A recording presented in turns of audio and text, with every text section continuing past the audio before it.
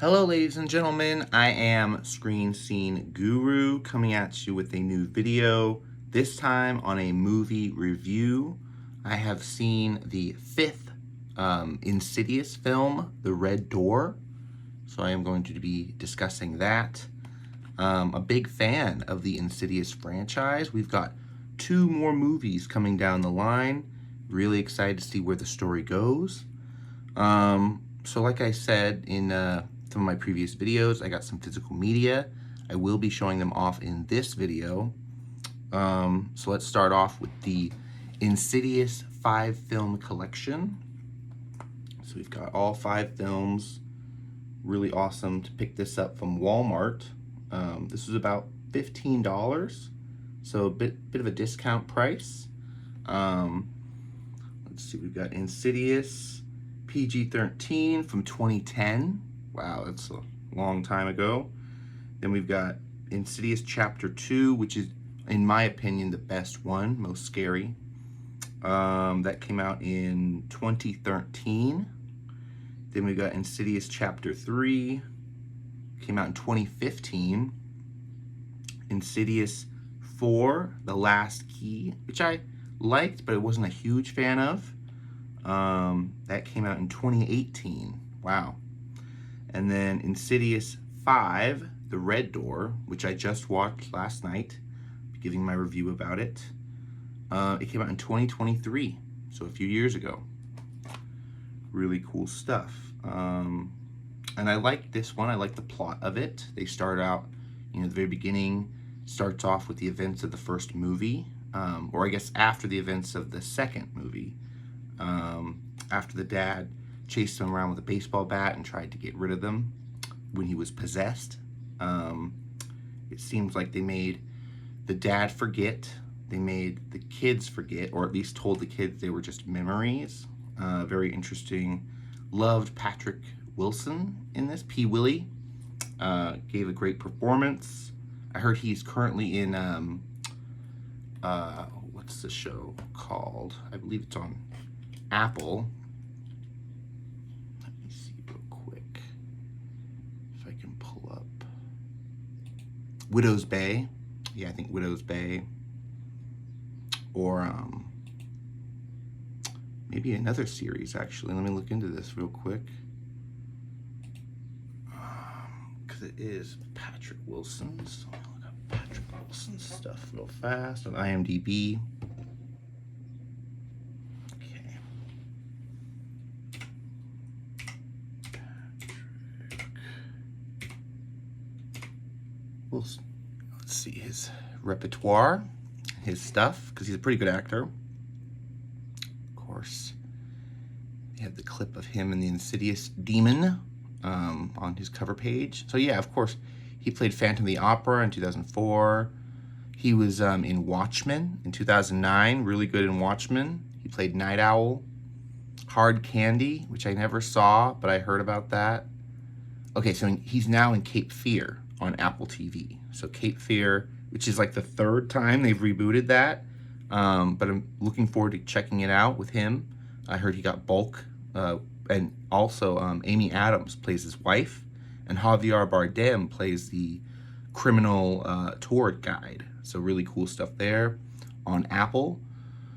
Looks like the last thing he did was Cape Fear. He's currently in on a TV show, Run Amok. Never heard of that. Conjuring Last Rites. I watched that out of the theater, guys. If you haven't seen my out of the theater review for that, Conjuring 4. Check it out. Jay Kelly. He did Miller's in Marriage and Aquaman Last Kingdom. Nun Part 2. Insidious Red Door. Okay, Late Night Show with Stephen Colbert. Teen Titans Go. Little Demon. Moonfall. Love that. Midway. It's pretty good in. So yeah, Patrick Wilson's been OG for a long time. Let me go back to a couple of years ago. Red Door. Okay, click on that. So, like I said, 2023, so a couple of years ago. Put my glasses on. It was an hour and 47 minutes. So not that long, about 90 minutes.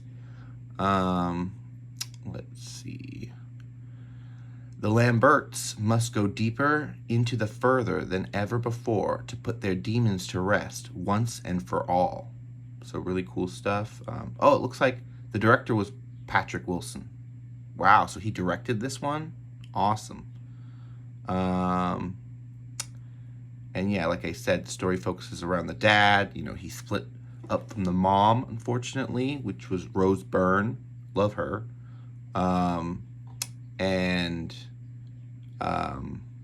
Basically he's been in a fog this last few years, trying to, you know, connect with his family, but also having a obvious missing part of his life.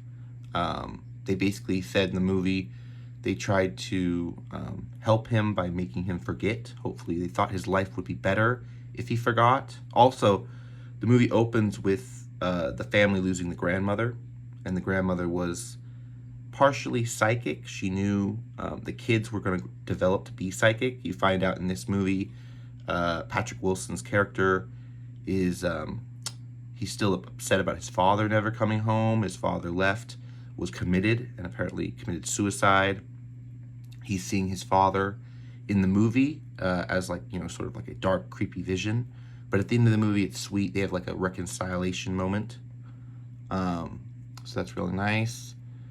The guy they got for Dalton, Adult Dalton, which I believe is the same actor from the movies back in the day, but I just didn't really care for his acting. He was kind of an ass, especially when the dad drove him up to college, tried to get him hooked up with a frat, but he just wasn't for it. I did really like his partial roommate slash girlfriend, Chris, played by Sinclair Daniel. Really awesome performance from her. His art professor I thought was kind of weird. Professor Hama Abbas. She was kind of, you know, she was basically hypnotizing them every time she had a class. But yeah, really cool performances from everybody around. Tucker came back, and then even Elise Rayner, the psychic who helped the family, even though she got killed in the first movie, she's been slowly helping them from the further, or from the other side. So yeah, it was really cool to see her back. Rose Byrne, of course, the mom. And you just got to see, you know, where the family's at in current modern day, after the trauma, the events of the past. Funny that this one ended kind of like the first one, where they all had to go into the further to help each other. The dad had to rescue, what's his name? They called him Dalton. Yeah, right, Dalton. So Dalton got trapped in the further again, locked up by the demons. There's a creepy MRI scene where the dad's getting checked out medically, and the ghosts are messing with him because he doesn't remember that he messed around with the ghosts. So then he has to go to his wife, Rose Byrne. She tells him the truth, that the mom and the grandmother believed it was best for him not to remember, and that after the funeral, things start happening. So yeah, pretty interesting. I like that they rediscovered the psychic medium through the internet. You know, they found her webpage talking about the further and how it's dangerous. But yeah, I really liked Red Door. I thought it was better than, you know, Insidious The Last Key. I thought The Last Key kind of was, it didn't have anything to do with the family, so it was a little bit like adjacent side story. Now they've gotten back to the family. That's cool. I think the next two projects are also planned to be side stories, not really anything to do with the original family, but it'd be kind of cool to see if they mention them. I would be down for that. But this was my review for Insidious 5, Red Door. Have you seen it yet? Did you like it? Let me know in the comments below. I'll also be posting some more news updates on my channel, so be sure to keep an eye out for that. Thank you very much for clicking on another one of my videos, and have a good day, y'all. Bye-bye.